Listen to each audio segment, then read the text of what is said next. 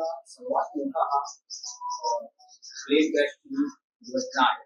त्यावर पहिली प्रतिक्रिया काय आहे? उद्धव ठाकरेंनी शोक व्यक्त केला. अत्यंत संपूर्ण देश शोकमग्न. एअर इंडियाचं विमान ड्रीमलाइनर कोसळणं ही या देशामध्ये हवाई वाहतूक करणाऱ्या प्रवाशांसाठी चिंताजनक आणि अस्वस्थ करणारी, अत्यंत सुरक्षित समजल्या जाणारं हे ड्रीमलाइनर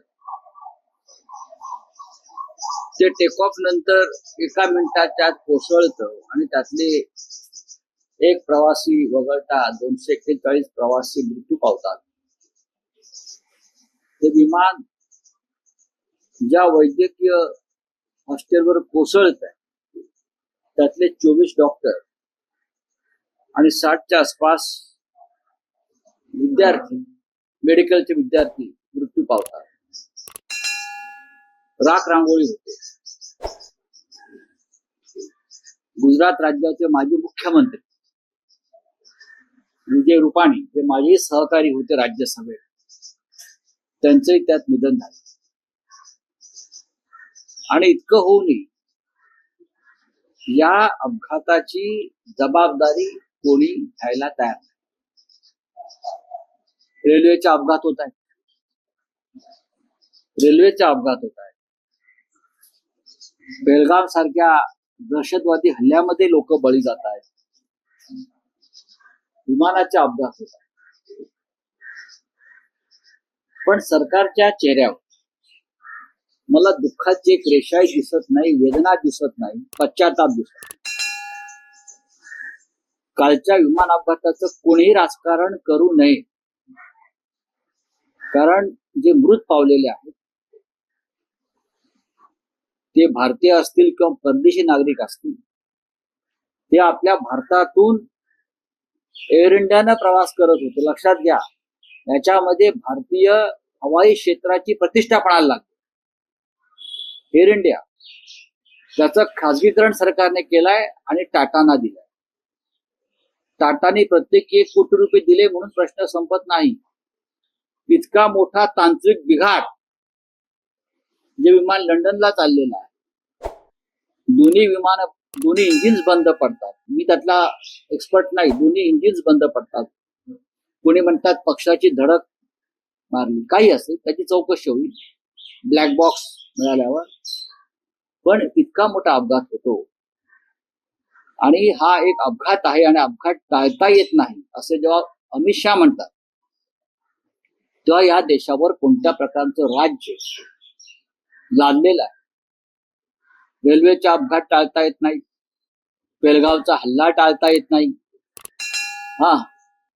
अहमदाबाद सारखा भयंकर विमान अपघात टाळता येत नाही. मग यांना टाळता काय टाळतात? मी परत सांगतो, आम्हाला या विषयात राजकारण करायचं नाही. ड्रीम लाइनर जेव्हा विकत घेतली तेव्हा त्या ड्रीम लाइनरच्या खरेदीबाबत, त्यातल्या तांत्रिक मुद्द्याबाबत प्रश्न उपस्थित करणारे भारतीय जनता पक्षाचेच लोक. आपण पार्लमेंट मधला रेकॉर्ड तपासू शकतो. Praful Patel civil aviation minister होते आणि त्यांना प्रश्न विचारणारे भारतीय जनता पक्षाचे लोक होते. एवढंच माझ्या आज स्मरणामध्ये आहे. तुम्ही म्हणाला सुरुवातीला म्हणाल की ड्रीमलाइनर सुरक्षित विमान होतं, पण जगभरातून तक्रारी आहेत या बोईंग विषयी. ड्रीमलाइनर विशेषतः की सदोष हे आहे आणि याचा वापर टाळण्यात यावा या अनुषंगाने बऱ्याचशा तक्रारी आहेत ना जगभरातल्या या विमान. आणि त्याच्यावरती भारतीय जनता पक्षानंच त्या काळामध्ये आक्षेप घेतले. याच्यामध्ये काही गैरव्यवहार झालाय का, या खरेदीमध्ये दबावाखाली ही खरेदी झाली आहे का? 300 पेक्षा जास्त लोकांचे प्राण त्यात गेलेत म्हणून आम्हाला चिंता वाटते आणि प्रश्न आम्हाला उपस्थित करावे लागतात. 300 पेक्षा जास्त. त्यात महाराष्ट्रातले 10 ते 15 लोक आहेत, प्रवासी आहेत, क्रू मेंबर्स आहेत. जबाबदारी कोण घेणार आहे? साधा प्रश्न आहे, याची जबाबदारी कोण घेणार आहे? जेव्हा अशा प्रकारचे अपघात UPAच्या राजवटीत होत होते तेव्हा भारतीय जनता पक्षाचे राष्ट्रीय अध्यक्ष किंवा भाजपचे विरोधी पक्ष नेते हे त्या त्या संबंधित मंत्र्यांचा राजीनामा मागत होते आणि त्या त्या वेळेला राजीनामे देण्यात आले. रेल्वेचा अपघात झाला तर माधव शिंदे यांनी राजीनामा दिला. काँग्रेसमध्ये रेल्वे मंत्र्यांनी राजीनामा दिलेला आहे आणि तुम्ही खुशाल बसलेला आहात, जागेवर जाताय, शूटिंग करताय, त्याचं चित्रण करताय. माणसं मेली आहेत त्या राखेवर तुम्ही पाय ठेवून चित्रण करताय. या देशाचं दुर्दैव आहे की इतक्या अशा प्रकारचं एक उत्सवी राजाचं सरकार या देशामध्ये आहे. त्यामुळे तुम्ही असं म्हणतात की या दुर्घटनेवर राजकारण होता कामा नये या मताचे तुम्ही आहात. तरी आता एक प्रश्न उपस्थित होतो की एव्हिएशन मिनिस्टरचा राजीनामा घ्यावा का किंवा त्या बाबतीत काय भूमिका घ्यावी. कारण विषय असा आहे की तेलगू देशम हे खातं आहे आणि जे काही एनडीएचं सरकार आहे बहुमत नाही आणि अनेक पक्षांचा पाठिंबा आहे त्यात तेलगू देशमही आहे. तर अशा वेळेस हा राजीनामा घेण्यासंदर्भात चालढकल होऊ शकते किंवा 30 सेकंदामध्ये विमान कोसळत आहे. 30 सेकंदामध्ये ड्रीमलाइनर कोसळत आहे. ज्यात 242 प्रवासी आहेत. 30 सेकंदामध्ये विमान कोसळत आहे. याचा अर्थ ते विमान उड्डाणासाठी तंत्रज्ञानी त्याला ओके केले. त्याशिवाय विमान उडणार नाही लंडनला जाण्यासाठी. तरीही 30 सेकंदामध्ये विमानाची दोन्ही इंजिन्स बंद पडतात. मग गडबड काय? त्याची चौकशी केली जाईल. चौकशीतून जे निष्पन्न होईल ते भविष्यात येईल. पण आता 242 आणि डॉक्टर्स आणि मेडिकलचे विद्यार्थी यांच्या मृत्यूची जबाबदारी कोण घेणार? हा एक अपघात होता असं अमित शहा म्हणतात आणि अपघात टाळता येत नाहीत असं जे सांगितलं जातं. तुम्हाला अपघात टाळता येत नाही आणि पहलगावचा हल्ला सुद्धा टाळता येत नाही. मग तुम्ही सत्तेवरती कशा करता? आम्ही तुमच्या देशात सुरक्षित नाही. रेल्वे प्रवासी सुरक्षित नाहीत. हवाई प्रवास करणारे लोक सुरक्षित नाहीत. पर्यटक सुरक्षित नाहीत. मणिपूरची जनता सुरक्षित नाही. मग तुमच्या जनता राज्यात सुरक्षित कोण आहे? त्याचं उत्तर अमित शहानी द्यायला हवं. भारतीय जनता पक्षाचे वरिष्ठ नेते विजय रुपानी जे गुजरात राज्याचे मुख्यमंत्री होते, खासदार होते, त्यांचा सुद्धा मृत्यू झाला. बदरुद्दीन नावाचे एक मुसलमान स्कॉलर्स आहेत, इस्लामिक स्कॉलर्स, ते कुटुंबासह त्यात मरण पावले. प्रोग्रेसिव्ह विचारांनी बदरुद्दीन हसलान ती आणि त्यांचं कुटुंब त्यात मरण पावले. कोणीतरी जबाबदारी घ्यावी लागेल. प्रधानमंत्र्यांनी घ्यावी, नागरी उड्डाण मंत्रालयानं घ्यावी, कोणी घ्यावी, कोणीतरी घ्यावी लागेल जबाबदारी. रेल्वे मंत्री जबाबदारी घ्यायला तयार नाहीत अपघातांची. देशांतर्गत हल्ल्यांची जबाबदारी अमित शहा घ्यायला तयार. ऑपरेशन सिंदूर प्रेसिडेंट ट्रम्पने हस्तक्षेप करून थांबवलं, त्याची जबाबदारी प्रधानमंत्री घ्यायला तयार नाहीत. मग राज्य कसलं करताय? तुमच्यावर कोणती जबाबदारी नाही आणि तुम्ही मौज करताय सत्तेची.